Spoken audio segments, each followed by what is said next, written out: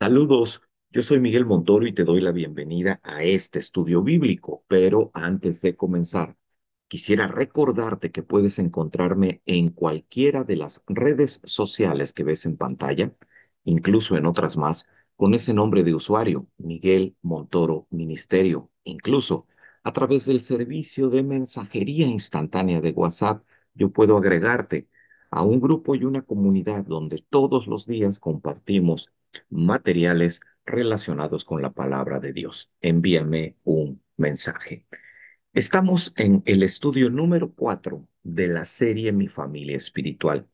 Esta serie de estudios pretende que todos los cristianos entendamos que es responsabilidad de todos convertir nuestras congregaciones, asambleas, grupo de hermanos en verdaderas familias espirituales. Y para aprender cómo puede hacerse esto, estamos analizando, como ves en la pantalla, todos los versículos de la Biblia donde aparece la frase los unos a los otros, que nos habla de cosas que se tienen que hacer en esa reciprocidad que la hermandad exige y que en el proceso transforman nuestro entorno. El versículo que nos toca ocupar hoy es el pasaje de la Biblia de Hechos, capítulo 2, versículo 42, que a la letra dice lo siguiente: en la comunión unos con otros. Ahí aparece la palabra, tener comunión unos con otros. Ahora, en una definición simple, ¿qué responderíamos a la pregunta ¿qué es tener comunión? La respuesta es muy sencilla, es compartir algo, tener cosas en común. Pero es importante entender que la Biblia es clara, diciéndonos a los cristianos en la carta de Pablo a los Efesios, que nosotros tenemos en común más cosas que simple simpatía emocional, mucho más cosas, cosas más profundas. Y esas cosas son cosas como tener el mismo Señor, tener una misma fe o tener un mismo bautismo. Así que estamos unidos con nuestros hermanos de nuestra iglesia como nunca estaremos unidos con ninguna persona fuera de ella. Ahora, ¿eso qué implica? Que el tener las cosas en común nos debe llevar a tener el mismo sentir, aunque no tengamos la misma opinión, algo que pocas iglesias entienden. La iglesia de Cristo no es una democracia donde las cosas se deciden por una mayoría. Nosotros no somos nada que se parezca al régimen del capitalismo, donde por encima de cualquier cosa se potencia la obtención de un beneficio. Tampoco somos nada relacionado con el socialismo o el comunismo. La Iglesia de Cristo es una teocracia, lo que significa que todo es dirigido por Dios, quien a través del Espíritu Santo que mora en nosotros, nos da el mismo sentir que debemos tener. Resolvamos este punto con un ejemplo muy fácil de comprender.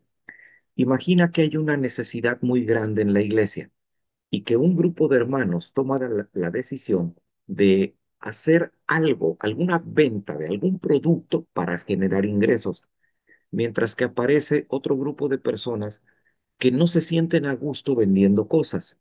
Bueno, los dos grupos van hacia un mismo sentir, que es generar más ingresos para suplir la necesidad de la iglesia.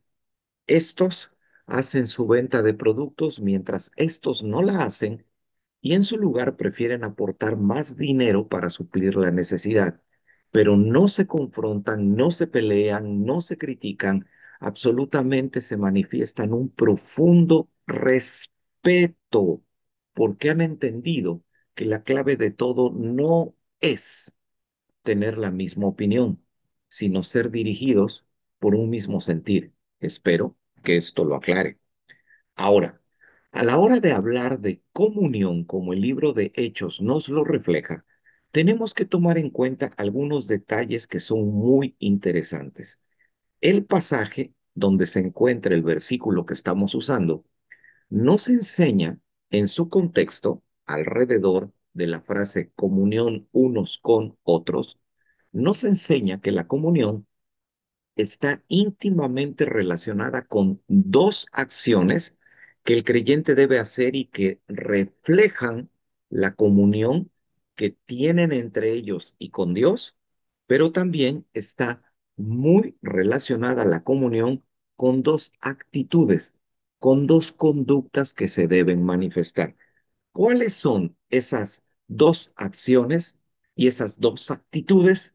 Antes de verlas, por favor, detrás de todo ello está la frase en el pasaje, perseveraban en la doctrina.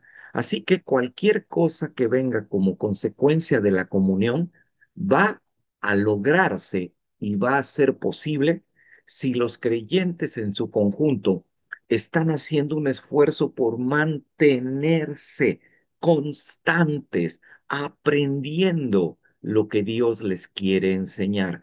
Así que es vital que tú y yo hagamos siempre presencia en nuestras congregaciones para aprender la palabra de Dios y lo que ésta significa, porque sólo así podremos llegar a estas dos acciones de comunión y a estas dos actitudes de comunión. Acciones de comunión. Hechos capítulo 2, versículo 42. Partían el pan. Hechos capítulo 2, versículo 42, oraban, partían el pan. No se habla de comer juntos, se habla de que se reunían para tomar un pan y como símbolo del cuerpo de Jesucristo partirlo, tomar vino como símbolo de su sangre y estar recordando que gracias al sacrificio de Cristo ellos estaban en comunión. En consecuencia, estando unidos por algo tan importante y profundo, no tenían que descuidar y no tenemos que descuidar esta comunión. Orar. La comunión nos debe llevar a ser insistentes en cuanto a la oración que tenemos que ejercer no solo de nuestra persona con Dios, sino nuestra oración a favor e intercesión de nuestros hermanos. Es válida la pregunta en este momento. ¿Cuántas veces oras y cuánto tiempo dedicas a orar por los hermanos de tu familia espiritual? Si tú dices que el tiempo es muy corto y los demás miembros de tu familia espiritual dicen que el tiempo es muy corto, ahora puedes entender por qué esa manifiesta debilidad en tu congregación. Y concluyamos con las dos actitudes, consecuencias de la comunión. En Hechos capítulo 2, versículo 46 se nos dice que ellos lo que hacían, lo hacían con alegría. Y por otro lado, también Hechos 2:46 nos dice que lo hacían con sencillez. Así que si tú realmente has entendido el secreto de la comunión, que es tener un mismo sentir, no una misma opinión, entonces eso debe reflejar en ti alegría, el gozo de estar con quien cree lo mismo que tú, donde tú te comportarás con sencillez sin intentar manifestarte ser alguien que está por encima de los demás. Si estas dos cosas no están en ti, si criticas a tu iglesia porque estas cosas no las ves ahí donde te congregas, la responsabilidad es de todos y nunca vas a percibir a tu iglesia como tu familia espiritual. Atrevámonos todos a hacer esto en nuestras congregaciones para que realmente convirtamos nuestros espacios de comunión en verdaderas familias espirituales. Gracias por seguir este estudio. Yo soy Miguel Montoro. Que Dios nos bendiga a todos.